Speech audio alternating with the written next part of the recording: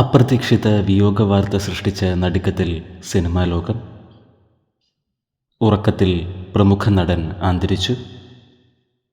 പ്രണാമം അർപ്പിച്ച് വിനോദലോകം.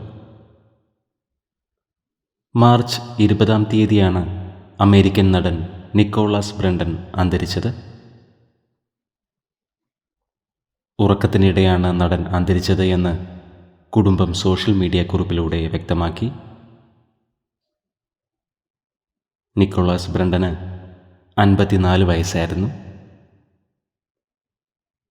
Buffy the vampire slayer എന്ന പരമ്പരയിലൂടെയാണ് താരം ആരാധകരെ സ്വന്തമാക്കിയത്.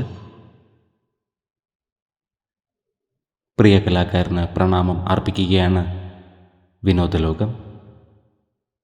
നിക്കോളാസ് ബ്രണ്ടൻ്റെ ആത്മാവിന് നിത്യശാന്തി ലഭിക്കട്ടെ എന്ന് നമുക്ക് പ്രാർത്ഥിക്കാം.